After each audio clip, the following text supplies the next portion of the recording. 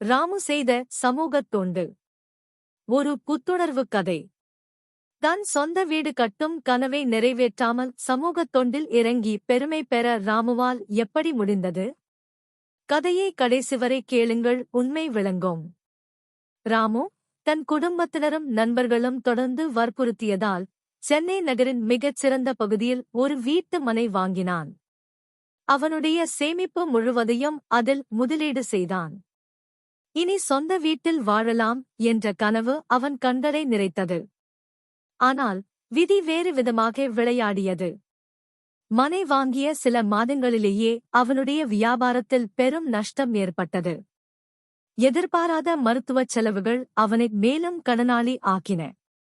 வீடு கட்டும் கனவு வெறும் கனவாகவே நீடித்தது. பல வருடங்கள் ஓடின. ராமுவின் மனம் உடைந்து போயிருந்தது. எல்லோருடைய வற்புறுத்தலின் பேரில் எடுத்த முடிவு இது. இப்போது நான் தனித்து விடப்பட்டேன் என்று அடிக்கடி புலம்பினான். அந்த பகுதியில் வீடுகள் எல்லாம் வானை நோக்கி உயர்ந்து கொண்டிருந்தன. ஆனால் ராமுவின் மனை மட்டும் வெறுமையாக காட்சியளித்தது.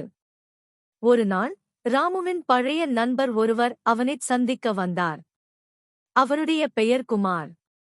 குமார் ஒரு சமூக ஆர்வலர். ராமுவின் நிலையை பார்த்து வருத்தப்பட்டார். ராமு, ஏன் இந்த மனையை இப்படியே போட்டு வைத்திருக்கிறாய்? உன்னால் வீடு கட்ட முடியவில்லை என்றால் என்ன? இந்த இடம் எத்தனையோ பேருக்கு பயன்படலாமே என்றார் குமார். ராமு குழப்பத்துடன் அவரை பார்த்தான். என்ன சொல்கிறாய் குமார்? ஆமாம் ராமு, நாம் ஏன் இங்கே ஒரு சிறிய சமூக கூடம் கட்டக்கூடாது? சுற்றுவட்டாரத்தில் இருப்பவர்கள் வந்து போகவும், குழந்தைகள் விளையாடவும், பெரியவர்கள் ஓய்வெடுக்கவும் ஒரு நல்ல இடமாக இது இருக்கும். மேலும் கல்யாணம், காது குத்தல் போன்ற சுப நிகழ்ச்சிகள் நடத்தவும் சிறந்த இடமாக விளங்கும். உனக்கு இப்போது வீடு கட்டும் வசதி இல்லை. ஆனால் இந்த இடத்தை நல்ல காரியத்துக்கு பயன்படுத்தலாமே என்று குமார் யோசனை சொன்னார். ராமுவுக்கு இது புதுமையாக இருந்தது. முதலில் தயங்கினாலும் குமாரின் பேச்சில் இருந்த நியாயத்தை அவன் உணர்ந்தான். தன்னுடைய கனவு இல்லாவிட்டாலும் மற்றவர்களின் கனவுக்கு ஒரு சிறு துளியாக தன்னுடைய நிலம் பயன்பட்டுமே என்று நினைத்தான். குமாரின் முயற்சியால் அந்த பகுதியில் இருந்த பலரும் ஒன்று சேர்ந்தனர். சிறிய அளவில் நிதி திரட்டப்பட்டது. ராமுவும் தன்னால் முடிந்த உதவியைச் செய்தார்.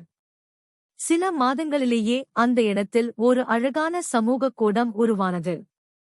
அதைச் சுற்றி ஒரு சிறிய தோட்டம், சில இருக்கைகள், குழந்தைகள் விளையாட ஊஞ்சல் என அந்த இடமே களை கட்டியது. பல ஏழை குடும்பங்கள் அங்கு திருமணம் போன்ற நிகழ்ச்சிகளை நடத்தினர். ராமு தினமும் அந்த இடத்திற்குச் சென்றான். அங்கு சிரிக்கும் குழந்தைகளையும் ஓய்வெடுக்கும் பெரியவர்களையும் பார்க்கும்போது அவனுக்கு ஒருவித நிம்மதி கிடைத்தது. நான் வீடு கட்ட முடியவில்லையே என்று வருத்தப்பட்டேன்.